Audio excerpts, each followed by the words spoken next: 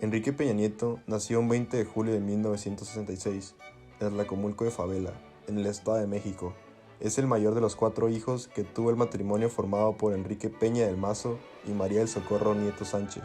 Nuestro pasado presidente viene de una familia conocida en la política mexiquense, pues es sobrino de Alfredo del Mazo González y familiar lejano de Arturo Montiel, que se volvió su padre político. También es primo del actual gobernador de ese mismo estado. Estudió la carrera de Derecho en la Universidad Panamericana en 1984 y se tituló con la tesis El presidencialismo mexicano y Álvaro Obregón, publicada en 1991. Claro que hubo un poquito de plagio. Posteriormente estudió una maestría en el TEC de Monterrey. En 1993 contrajo matrimonio con su primera esposa Mónica Pretelini. 13 años después, el 11 de enero de 2007, cuando era ya gobernador del Estado de México, enviudó debido a que su esposa sufría una arritmia cardíaca. En 2010 se casó con Angélica Rivera. Peña Nieto se afilió como miembro del PRI en 1984, a sus 18 años de edad, con una participación moderada y sin ocupar ningún cargo de relevancia política. Obtuvo uno de sus primeros encargos políticos en mayo de 1990, cuando fue secretario del Movimiento Ciudadano de la Zona 1 del CNOP. Durante la campaña a la gubernatura de Emilio Chaifet Chemor en 1993, fue tesorero. En 1999 llegó a ser subcoordinador financiero de la campaña de Arturo Montiel. Cuando este último asumió el mandato del Estado, designó a Peña Nieto como subsecretario del Gobierno del Estado de México de 1999 al 2000. Iniciando el nuevo siglo, fungió varios cargos en la política mexiquense. Entre 2000 y 2002 fue secretario de Administración y entre 2003 y 2004 fue diputado local y coordinador de la bancada priista. Cuando terminó su cargo, empezó su candidatura para gobernador de ese mismo estado. El 15 de septiembre de 2005, Peña Nieto rindió protesta como gobernador del Estado de México. Como gobernador, se caracterizó por la construcción de infraestructura y su crecimiento en carreteras, cuya red se triplicó en su sexenio. En el rubro de salud se construyeron 196 hospitales y centros médicos en el estado. Las críticas sobre su gobierno se ubican en la situación económica que el Estado de México guardaba al terminar el mandato de Peña. El Producto Interno Bruto per cápita de dicho estado se encontraba un 30% por debajo de la media nacional. Existía una enorme desigualdad en la distribución de las riquezas del estado, ya que para el 2011 el 43.7% de su población vivía en pobreza multidimensional. En materia de seguridad, el Estado de México se convirtió en un foco rojo para el país. En su sexenio aumentaron los feminicidios hasta convertirse en el segundo estado con el mayor número de crímenes hacia mujeres, solo por detrás de Chihuahua.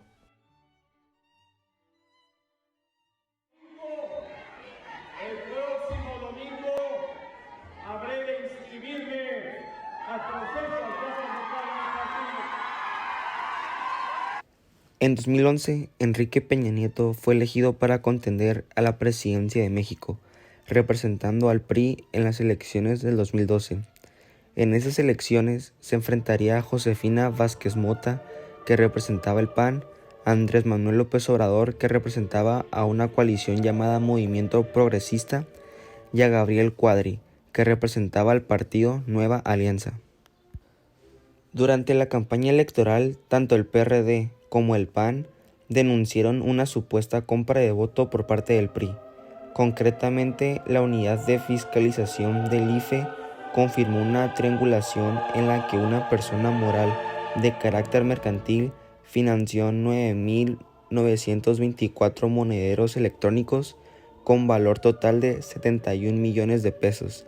De acuerdo con los opositores, ese dinero se había asignado a influir ilegítimamente al PRI en las casillas.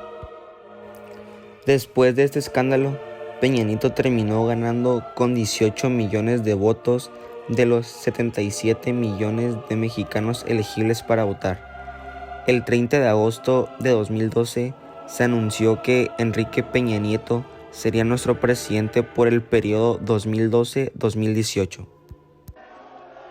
Protesto guardar y hacer guardar la Constitución y las leyes que de ella emanen y desempeñar leal y patrióticamente el cargo de presidente de la República que el pueblo me ha conferido, mirando en todo por el bien y la prosperidad de la Unión. Y si así no lo hiciere, que la nación me lo demande. En su toma de protesta, algunas personas no lo recibieron con los brazos abiertos. Tal vez era indicador de lo que sería su sexenio.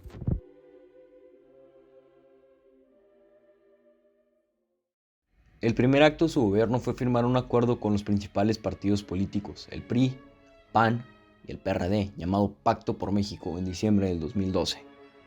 Desde la firma del mismo, se comenzó a dar un impulso a un ambicioso proyecto de reformas políticas, económicas y sociales, las famosas 11 reformas estructurales, entre las que destacan la energética y la de telecomunicaciones, las cuales son los principales logros del mandato de Peña.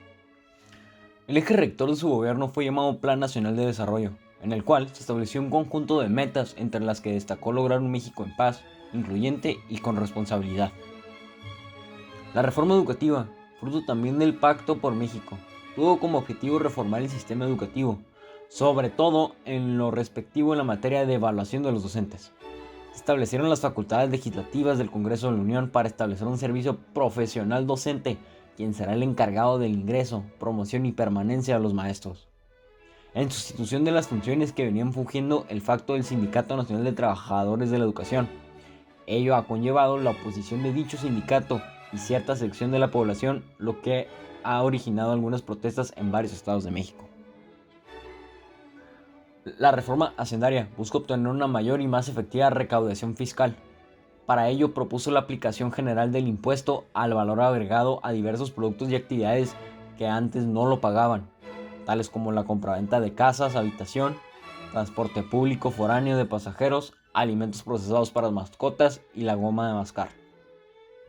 En la reforma eléctrica se promueve el desarrollo de un sistema eléctrico nacional basado en principios técnicos y económicos, bajo la conducción y regulación del Estado. Los objetivos de esta reforma energética son los siguientes: mejorar la economía de las familias, bajarán los costos de los residuos de la luz y el gas. Al tener gas más barato se podrán producir fertilizantes de mejor precio, lo que resultará en alimentos más baratos, aumentar la inversión y los empleos, se crearán nuevos trabajos en los próximos años. Las reformas de telecomunicaciones indujeron en la Constitución la garantía de protección a los datos personales y el derecho al acceso a las tecnologías de la información, la banda ancha y el Internet, e impone la obligación del Ejecutivo Federal de establecer una agenda digital dentro de su política rectora. A continuación veremos los datos y estadísticas de su sexenio. En el rubro económico fue donde su administración tuvo algunos aciertos, pues según el Instituto Mexicano del Seguro Social, se generaron más de 4 millones de empleos formales, y el número de contribuyentes en el país se incrementó en un 90% en el último sexenio ante las estrategias de recaudación empleadas por el Sistema de Administración Tributario, el SAT. Sin embargo, esa mayor recaudación de impuestos no se tradujo a una mayor inversión pública. Ahora veamos el otro lado del espectro. Durante su sexenio, el dólar subió de 13 pesos a 20 pesos por dólar. El litro de gasolina magna subió de 11 a 21 pesos. Y la deuda pública subió de 5.9 a 9.9 billones de pesos en esos 6 años. En gran medida, todos esos factores contribuyeron a un bajo crecimiento económico del 2.5%, sino que en campaña prometió un crecimiento del 5% anual. Y la desigualdad económica en México cada vez era más pronunciada entre los sectores beneficiados por el gobierno y la población en condiciones de pobreza. El Coneval apunta que en el 2016 se registraron 53.4 millones de personas en situación de pobreza, 68,000 más que al inicio del sexenio. El clima de inseguridad en México fue muy notorio en su sexenio. Este problema tiene raíces en el crimen organizado, que dio lugar a un masivo número de asesinatos y desapariciones. Su administración estuvo marcada por los 43 estudiantes desaparecidos de la Normal Rural de Ayotzinapa, caso que, aunque fue resuelto judicialmente, la versión oficial nunca convenció a los padres de familia. En el sector salud, Peña quedó debiendo mucho al pueblo mexicano, ya que al cierre de su mandato el 44% de sus compromisos de construir, remodelar y ampliar hospitales que firmó en campaña no se han entregado, y los que sí se entregó, la mayoría fueron con retardo o sobreprecio. Ahora bien, en seguridad pública, su sexenio fue un completo fracaso, pues superó al sexenio de Calderón como el más violento en la historia reciente de nuestro país, con más de 120,000 homicidios y más de 11,000 desaparecidos, reiteradas violaciones a derechos humanos, ejecuciones extrajudiciales desapariciones forzadas como Ayotzinapa, Tlatlaya, Apatzingán y la matanza en el Rancho del Sol, solo por mencionar algunos. Todo esto, a pesar que hubo un gasto histórico en seguridad pública, los resultados fueron alarmantes. El secuestro creció un 13%, las extorsiones un 90% y el huachicoleo un 262%. Y México se convirtió en el país más impune de Latinoamérica. Desgraciadamente, el sexenio de Enrique Peña Nieto fue marcado por la corrupción y la violencia. La corrupción durante el periodo del 2012 y 2018 muestra lo sencillo que era y es cometer actos de corrupción cuando se es parte de las estructuras del poder.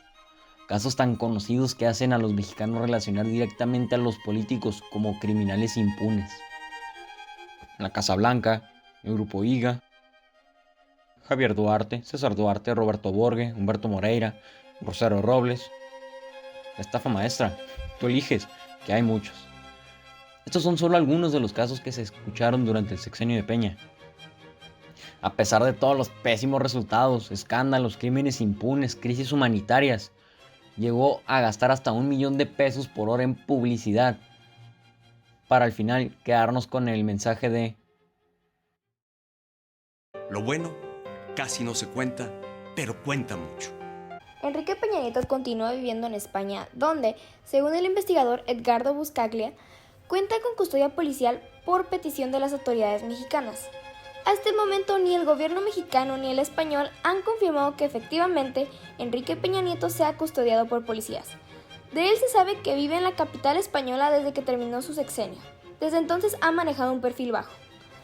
El que fuera presidente de México de 2012 a 2018 casi no hace publicaciones en su cuenta de Twitter. Su última aparición en las redes sociales fue el 20 de julio pasado en una foto que compartió con su novia, Tania Ruiz, para celebrar su cumpleaños 54.